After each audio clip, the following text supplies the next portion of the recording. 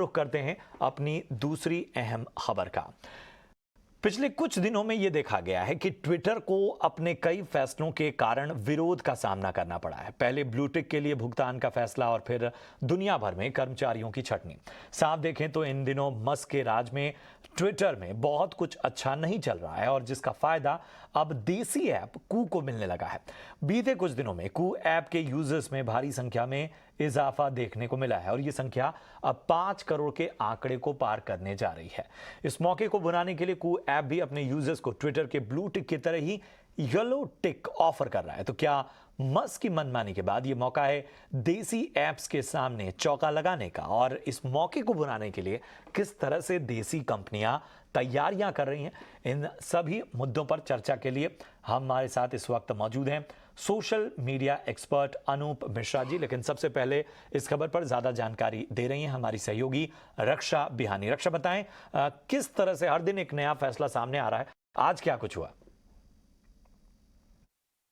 जी, पिछले एक हफ्ते में जब से इलॉन मस्क ने ट्विटर को खरीदा है तो वो रोज़ ही हेडलाइंस बना रहे हैं और अलग अलग तरीकों से ट्विटर में काफ़ी हलचल मची हुई है। To start with, first of all उन्होंने ज्वाइन करते ही ट्विटर की सीनियर लीडरशिप में से सबको फायर कर दिया था। सीईओ पराग अग्रवाल फायर हो गए थे, head of security policy and trust Vijaya Gadde fire हो चुकी थी, सीएफओ नेड सेगल फायर हो गए थे। उसके कुछ दिनों बाद फिर उन्होंने अनाउंस किया कि अब वो सब्सक्रिप्शन के लिए और ब्लू टिक जो वेरिफिकेशन होता है उसके लिए $8 यानी कि लगभग 500 रुपीज़ पर मंथ चार्ज करेंगे। एक्स्ट्रा सर्विसेज भी देंगे, लेकिन ओवरऑल इट मेंट कि वेरिफिकेशन के आपको $8 देने पड़ेंगे। इस हिसाब से उन्होंने बहुत सारी क्रिटिसिज्म ड्रॉ करी, ना ही जस्ट ट्विटर पे पर ट्विटर के बाहर भी। उसके बाद उन्होंने 3700 लोगों को फायर कर दिया। आज की न्यूज़ में ये पता लग रहा है कि वो ने सबको फायर किया था उनको वापस ईमेल्स जा रहे हैं कि आपको शायद हमने कुछ लोगों को गलती से फायर कर दिया है, तो वो उनको वापस लेना चाह रहे हैं। और कुछ लोगों को फायर करने के बाद मैनेजमेंट को रियलाइज़ हुआ है कि उनकी सर्विसेज तो ट्विटर को ज़रूरत थी, तो वो उनको कह रहे हैं शायद आपकी एक्सपीरियंस हमें काम आएगी तो आप वापस आ जाइए। इस तरह से बहुत सारी हलचल मचने की वजह से ट्विटर ओवरऑल थोड़ा केओटिक हो गया है एज अ मीडियम। तो उससे क्या हो रहा है कि लोग भी थोड़े परेशान होकर सोच रहे हैं कि हम शायद इस प्लेटफॉर्म को छोड़ दें।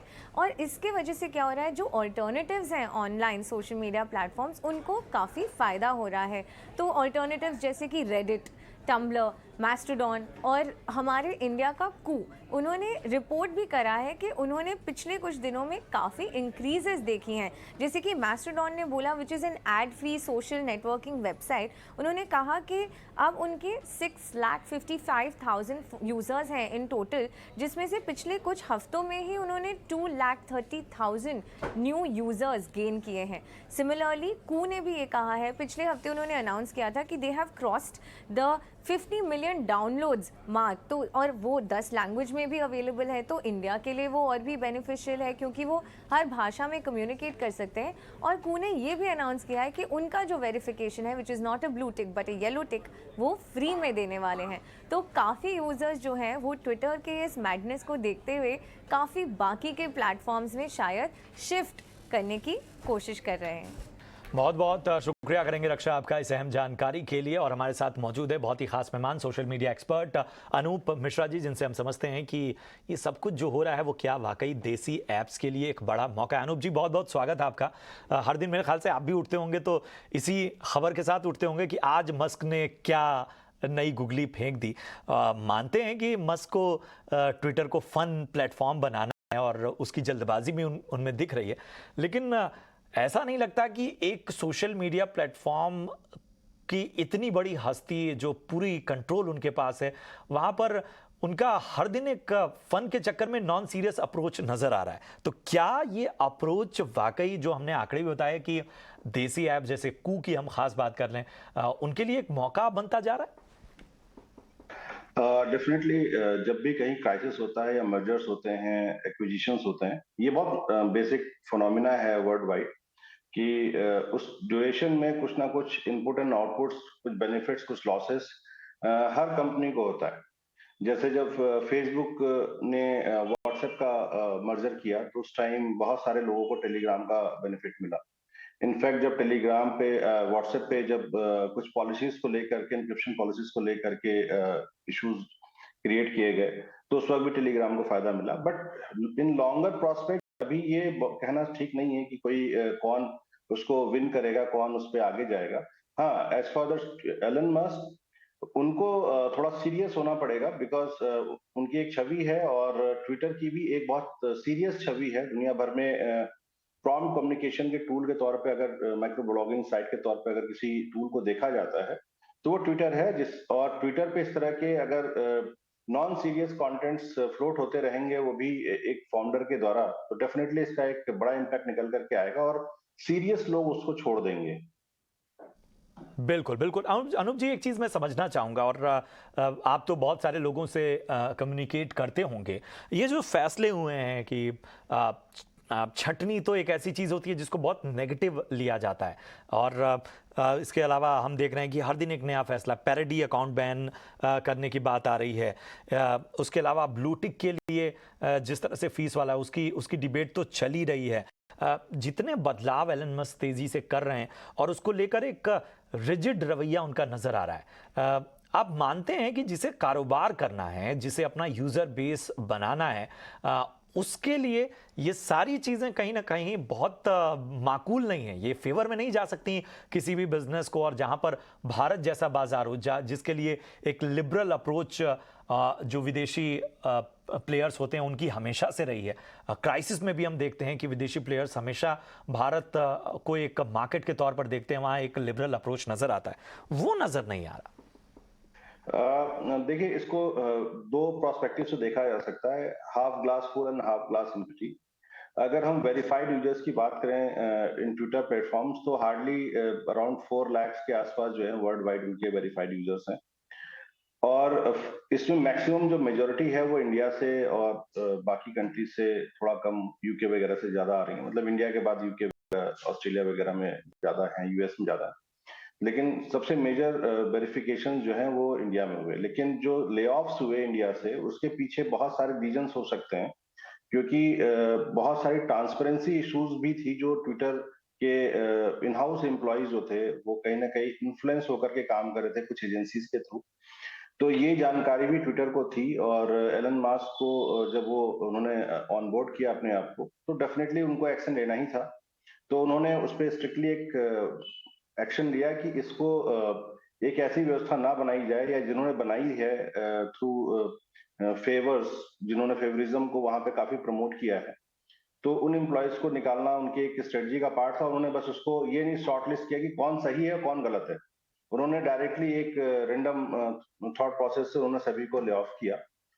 तो ये एक पॉइंट है। दूसरा पॉइंट जो ट्विटर के लिए जो इस तरह के जो स्ट्रेटजीज ये डेवलप कर रहे हैं, लेकर के आ रहे हैं, जो वेरिफिकेशंस को लेकर के है, या ये इनके लिए बहुत बड़ा मार्केट हो सकता है, क्योंकि बहुत सारे एस्पिरेंट्स जो जिनको लगता था कि उनका ट्विटर अकाउंट वेरीफाई होना चाहिए और नहीं हुआ है किसी भी कारण से, उनके लिए एक बहुत बड़ा मार्केट ओपन हो जाएगा। और दूसरा क्या है कि अगर हम कू को कंपैरिजन करें, तो अभी हार्डली में उनको 1 CR के आसपास उनके यूजर बेस तैयार हुआ इंडिया के अंदर, वो भी तब जब ट्विटर के साथ गवर्नमेंट की क्राइसिस डेवलप हुई थी।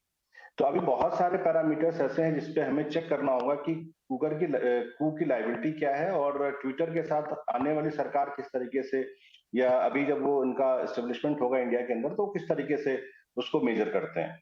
तो बहुत कुछ अभी डिफरेंशिएट करेगा। मतलब इसमें मार्केट में सभी के पास अपना एक स्किल है जो और एक अपॉर्चुनिटी पॉइंट है जिसपे सब प्ले कर रहे हैं। को इज प्लेइंग वेल, अच्छा प्ले कर रहा है, बट अगेन अभी उसको बहुत समय लगेगा। अगर हम बात करें वेरिफिकेशन प्रोसेस के कू की, तो उन्होंने इनिशिएट जब वेरिफिकेशन प्रोसेस किए थे, तो उन्होंने 2 कंडीशन रखी थी। उन्होंने कंडीशन रखा है कि अगर आपका ट्विटर का अकाउंट वेरीफाई है और आपका फेसबुक वेरीफाई है या इंस्टाग्राम, कोई भी यानी 2 अकाउंट्स अगर आपके वेरीफाई है, एक अकाउंट वेरीफाई है, तो आप एलिजिबल है हमारे ब्लू टिक के लिए। तो जिनके पैरामीटर्स ही दूसरे प्लेटफॉर्म्स के वेरिफिकेशन से इन्फ्लुएंस्ड हैं, तो उनकी मतलब अपॉर्चुनिटीज तो मैं समझ नहीं पा रहा हूँ कि कैसे वो लोग उसको जस्टिफाई करेंगे फिलहाल।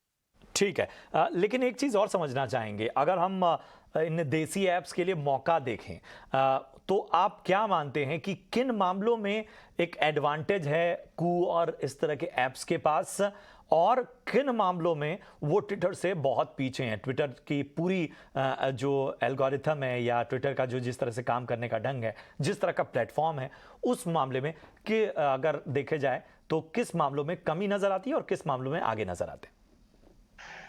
देखिए, अगर हम इंडियन कम्युनिटी बेस को टारगेट करके चल रहे हैं तो या पॉलिटिशियंस हैं या यूजर्स हैं, तो कू अभी बहुत नया प्लेटफॉर्म है। अभी उसको एक बीटा वर्जन समझ लीजिए कि अभी उसने लॉन्च किया है। अभी उसके एस्टेब्लिश्ड वर्जन्स अभी नहीं आए हैं और अभी भी वो रिसर्च एंड डेवलपमेंट में काम कर रहे हैं। हाँ, डेफिनेटली उन्होंने बहुत सारे लैंग्वेजेस को इनकॉर्पोरेट कर दिया और लैंग्वेजेस बेसिस पे वो ट्वीट कर रहे हैं, अपनी स्प्रेडिटरी बढ़ा रहे हैं।